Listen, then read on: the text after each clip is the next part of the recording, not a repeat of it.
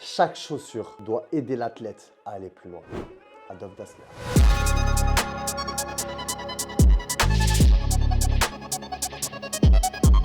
Salut mes soldats, j'espère que vous allez bien, c'est votre soldat Théo à votre service comme d'hab. Aujourd'hui une nouvelle vidéo et pourquoi je t'ai sorti une anecdote de Adolphe Dassler? Parce que Adolphe Dassler c'est tout simplement le créateur de la marque aux trois bandes Adidas. Adidas c'est Adi Dassler. Voilà, si tu ne le savais pas, Adi, le diminutif de Adolphe et Dassler, Dassler, tout simplement Adidas. Voilà. D'ailleurs, pour celles et ceux qui ne connaissent pas l'histoire, son frère, Rudolf Dassler, c'est lui qui a créé Puma. Mais à la base, il ne voulait pas l'appeler Puma, il voulait l'appeler Ruda. Rudolf Dassler. Da de Dassler, Rude, t'as capté le délire. Bref, au final, il a appelé ça Puma. Bref, donc tout ça pour te dire qu'aujourd'hui, mon soldat, je te présente le nouveau Main Pack One. Donc le premier pack de l'année 2026 de chez Adidas, Born for Goals. Né pour les buts, né pour les objectifs, né pour gagner. C'est juste là, c'est présent. Juste ici, mon soldat, Predator F50 Copa.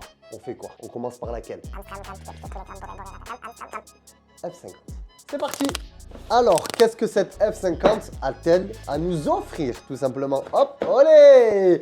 Qu'est-ce que t'as vu là? Ah, t'as vu le shoe bag? Voilà. Bon, ben, moi, je vais te montrer ça en premier. Comment ça se présente dans cette boîte? On a un petit shoe bag parfaitement plié, très mignon. Je sais pas ce que t'en penses. Voilà. Très mignon. Et là, boum, F50. Simple et efficace. Voilà, la petite poche à l'intérieur. Adidas s'améliore de fou concernant les shoe bags et ça devient de plus en plus quali, de plus en plus esthétique. En tout cas, toujours en corrélation avec la paire. Et franchement, c'est efficace. Hein. De l'autre côté, on n'a rien, mis à part un petit Adidas dans le dos. Voilà, un petit 3 bandes. Ça, on aime bien aussi. Ce qui est bien dans la F50, ce qu'ils proposent depuis quelques années, c'est que quand tu achètes une paire de F50, tu as une petite paire de semelles confort. Tu vois, comme tu peux le constater juste ici, paire de semelles confort. C'est toujours en supplément. Quand tu achètes une paire élite, tout simplement, voilà, tu as ta petite paire de semelles confort que tu peux ajouter à ta semelle de base ou juste mettre celle-là qui est un petit peu plus épaisse et un petit peu plus confortable. Mais qu'est-ce qui nous intéresse? Au niveau de la boîte, ça reste une boîte classique. F50 Elite FG, voilà, 43 inches pour le coup, avec la petite référence. Ça reste une boîte simple et efficace. Maintenant, ce qu'on veut savoir, c'est la paire. Qu'est-ce qu'elle a raconté? Ça, on a toujours ce petit papier avec les instructions d'utilisation, les recommandations d'entretien. Voilà, plus précisément, on a toujours ce petit papier dans une boîte Adidas. Maintenant, à quoi elle ressemble? Oh là là! Elle est belle. Voilà à quoi ressemble la nouvelle F50, mon soldat. Et je voudrais savoir ce que t'en penses. Qu'est-ce que t'en dis? Franchement, quand je la vois comme ça, elle me fait grave penser aux anciennes F50, Léo Messi, tout ça là. Hein. Ça me fait grave penser à ça. Elle est très très belle. Ce jaune fluo avec ce blanc comme ça et les détails de grip sur l'avant. Donc le sprint web qui est sur l'avant en couleur un peu jaune. Je vais te montrer le détail. Je sais pas si tu vois bien. Ouais, voilà, ces petits détails de jaune sur l'avant de la chaussure. Et bien franchement, ça se marie très très bien. Maintenant, la question c'est, est-ce que cette F50 est différente de, par exemple, la dernière F50 de Mohamed Salah? D'un point de vue technologique, hein, parce que esthétiquement parlant, bien évidemment, il y a des différences logiques, ok? Par contre, technologiquement parlant, aucune différence. Pour l'instant, on n'est pas sur la nouvelle F50, on n'a pas de nouvelle technologie, on a toujours le Fiber Touch et le Sprint Web sur la tige. On a toujours ce double renfort au niveau du talon, un talon très très confortable, comme tu peux le constater, voilà, on voit vraiment la mousse. Et ils ont même ajouté des petits points de grip sur le talon. Ça, c'est aussi très intéressant. Une fois que tu es en place, eh bien, quand le talon est vraiment bien pris et en plus de ça, si tu as ce côté un peu grip comme ça pour éviter que le talon bouge, eh bien, c'est encore mieux. Et si plus est, tu le rajoutes avec une paire de chaussettes antidérapantes, ben là, tu seras vraiment au top. Comme tu peux le constater, au niveau de la semelle à l'intérieur, on est sur une F50 Speed, contrairement à celle-là où on est sur une semelle confort. Donc comme je te l'ai dit, tu peux alterner entre une confort, une speed. Après, tu peux même carrément mettre les deux. Ça, c'est toi qui vois. C'est une question de feeling. Tu testes et tu vois ce que ça donne. Pourquoi je te dis qu'elle me fait grave penser aux anciennes F50, Léo Messi des années 2012, 13, 14, 15? C'est tout simplement ces trois bandes tout le long de la chaussure. Je peux te ressortir maintenant un modèle qui me fait grave penser à celle-là. C'est sa paire de F50 A10 notamment la blanche et rouge. Voilà que tu vois à ton écran. Mais Ben moi, ça me fait grave penser à ça. Et Adidas, ça fait quelques temps maintenant qu'ils jouent sur ce côté un peu émotionnel des crampons. Voilà, tu te souviens de cette paire, elle était bien. Ben regarde, on a pris toutes les nouvelles technologies et on a repris l'aspect esthétique de l'ancienne paire pour en faire une toute nouvelle. Donc, d'un point de vue esthétique, ça a quand même vachement changé par rapport à la dernière F50 Mohamed Salah ou encore cette F50 là du pack Electric Steels. D'un point de vue technologique, ça ne bouge pas, mais d'un point de vue esthétique, beaucoup de changements. Le F50 a été déplacé. D'habitude, il se retrouvait sur l'avant de la chaussure. Là, il est sur l'arrière. Et pareil, je trouve que c'est un bon point de la part d'Adidas d'avoir fait ça. Avant, on avait l'inscription Adidas, du moins les 3 bandes sur l'arrière. Maintenant, on a l'inscription F50. Ça marque encore plus le territoire de la F50 et ça, on aime bien. Au niveau de la semelle, est-ce que ça bouge? Tu peux le constater par toi-même. Ça ne bouge pas. Absolument pas. C'est exactement les mêmes semelles avec la même technologie, le SL Sockliner. On a toujours cette même technologie. Donc vraiment, je te le dis mon soldat, ça ne bouge pas. Ça reste vraiment une référence. Donc si dernièrement tu portes de la F50, ne t'inquiète pas, ça sera exactement de la même manière. Après maintenant, si tu n'as jamais porté de F50, à toi de tester et de faire ton propre avis mon soldat. Un point très intéressant de la F50 et peu de personnes sont au courant, elle est parfaitement adaptée pour les pieds larges. Pourtant, on ne dirait pas, hein, mais je peux t'assurer que si tu as un pied large, tu vas te sentir trop bien dedans. Énormément de joueurs qui ont le pied large sont passés sur de la F50 et elle est tellement légère et hyper flexible qu'elle s'adapte parfaitement. Donc vraiment, si tu as le pied large, je te la conseille. Bref, la F50 c'est terminé. On bascule maintenant avec la Copa. En ce qui concerne la Copa, mon soldat, alors, à l'intérieur de la boîte, qu'est-ce qu'on a? On a tout simplement, on a ce petit papier cartonné qui te dit tout simplement que le revêtement chromé sur le bas de la chaussure, c'est-à-dire sur la semelle, va s'user pendant le jeu, mais cela n'a aucune conséquence sur la performance du produit. C'est toujours inscrit dans une paire de crampons. Souvent, c'est une étiquette qui est collée à la semelle. Et là, Adidas a préféré faire un carton traduit dans toutes les langues du monde. Ensuite, qu'est-ce qu'on a? On a toujours ce petit papier. Voilà, je t'ai dit, le petit papier, il y est toujours. Ensuite, on a le shoe bag qui ressemble à ça. Alors pour le coup, là, on a l'inscription Copa sur le côté, comme ça. Et on a l'inscription Copa Pure 4, comme ça. Voilà.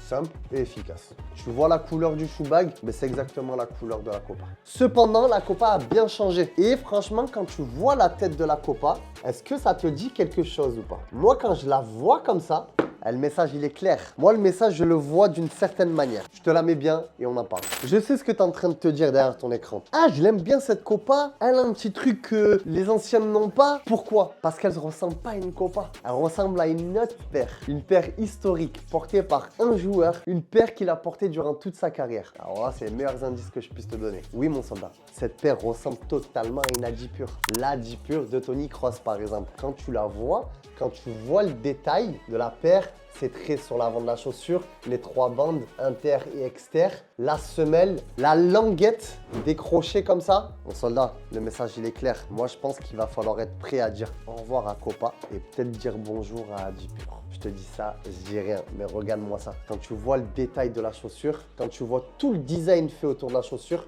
ça ressemble à une Adipure. En tout cas, ça ressemble plus à une Adipure qu'à une Copa. Moi, par exemple, j'avais la Adipure 11 Pro à l'époque. Je l'avais en bleu et orange. Elle était incroyable. Quand je l'ai sortie de la boîte, c'est une Adipure. C'est une Adipure. C'est carrément une Adipure. Quand tu vois la paire, en tout cas, le plus flagrant, c'est ces 2 bandes sur l'avant.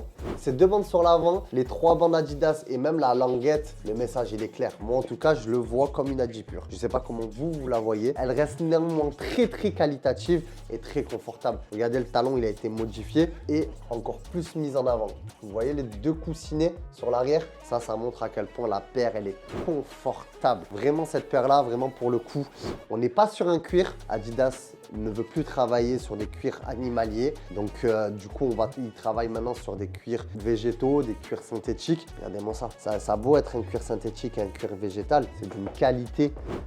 Tu vois le froissement du cuir et ça c'est fort, ça c'est très fort. Franchement cette Copa je la trouve très intéressante. On est sur des crampons coniques sur la plupart de la semelle, donc pour moi une paire qui va potentiellement s'adapter très bien au niveau du synthétique. C'est confortable, elle est très légère et en plus on est sur un cuir non animalier qui respecte les animaux. Qu'est-ce que tu veux que je te dise? Qu'est-ce que tu veux que je te dise mon soldat? Après d'un point de vue couleur, c'est simple, hein. C'est du blanc, voilà, c'est rouge. Mais c'est là où je te dis le message il est quand même bizarre. Sortir une Copa très blanche comme ça avec des détails rouges, si tu viens pas faire un appel de phare à l'Adipure de Tony Kroos blanche et bleu, moi je comprends plus rien mon soldat. Moi je comprends plus rien, mais bref, c'est ma vision. Peut-être que tu vas me dire non soldat t'es fou, moi je vois pas du tout la même chose. On verra, il n'y a que le temps qui nous le dira. Bon, au niveau de la Predator, c'est toujours pareil, c'est toujours la même boîte. Ok, mais par contre, à quoi elle ressemble? C'est ça qu'on veut savoir. Le shoe bag qui va un petit peu t'aiguiller sur la couleur de la paire. Voilà à quoi ressemble le shoe bag. Inscription Predator comme ça en long avec les 3 bandes juste ici. Et inscription Predator en horizontal juste ici. Voilà. Maintenant, t'as capté? Blanc, rouge, noir avec un dégradé. Ça part du rouge pour finir jusqu'au blanc. Est-ce qu'il va y avoir un rapport avec la paire? Peut-être. Toujours le papier, comme d'hab. Maintenant, tu sais quoi? Transition, ça va être plus simple.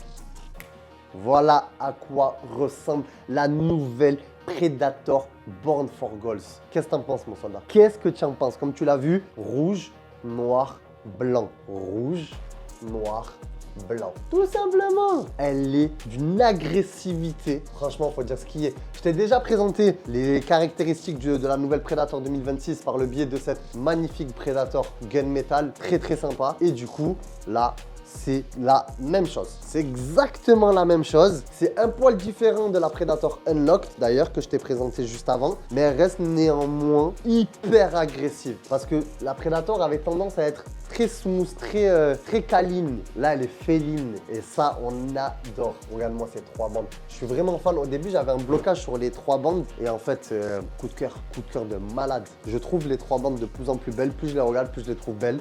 La languette, c'est...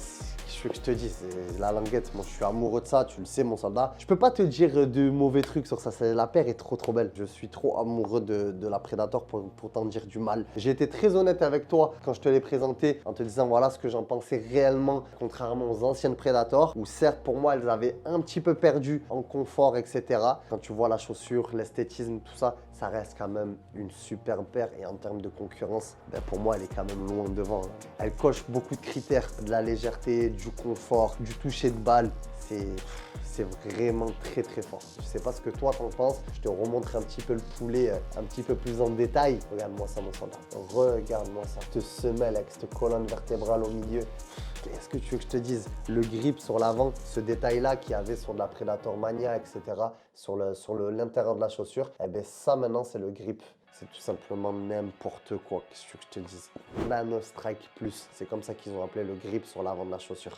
Non, franchement, ce Predator, c'est vraiment pépite. Franchement, pour le coup, et même en touchant un peu le talon, parce qu'au début, j'avais été un petit peu déçu de la nouvelle Predator au niveau du talon. Il y a quand même eu un effort. Franchement, le talon a été travaillé. Il y a vraiment, tu vois vraiment les 2 coussinets. Il y a un petit peu plus de légèreté. À tester, il faudra voir sur terrain ce que ça donne. Mais franchement, ça a l'air vraiment pas mal. En plus de ça, mon soldat, j'aime beaucoup. C'est pour ça que j'aime trop cette paire. Et la DA et la com d'Adidas. Voilà la nouvelle semelle. Et voilà l'inscription au niveau de la semelle. Nouvelle règle pour la nouvelle Predator. En gros, il y a marqué 3 joueurs en plus seront autorisés à rentrer sur le terrain pour défendre sur les coups de pied arrêtés, donc sur les coups francs, sur les free kicks. Tellement cette paire, elle est cheatée, tellement cette paire, elle te donne des super pouvoirs. L'entraîneur adverse, il pourra faire rentrer 3 joueurs supplémentaires pour défendre sur les coups francs. Sinon, ce sera trop facile. Oh là là, est-ce que je vais la prendre tout de suite? Ça, rien que cette semelle, elle va chauffer. Rien que la semelle, elle va chauffer. Allez hop. Ça part avec moi, direct, qu'est-ce que je te dis? Bref, mon soldat, c'était tout ce qu'il fallait savoir sur ce nouveau pack Adidas Born for Goals. Que ce soit la Predator, la Copa, la F50, 3 pépites disponibles directement sur www.foot.fr. Fais-toi plaisir, mon soldat. C'était ton soldat Théo à ton service, comme d'hab. N'hésite pas à me poser des questions en commentaire, je ferai le maximum pour y répondre. Et merci pour toute la force que tu me donnes quotidiennement. On se dit à la prochaine pour de nouvelles aventures, comme d'hab. Allez, bis. Predator. Elle est là. Ha! Ça part avec moi.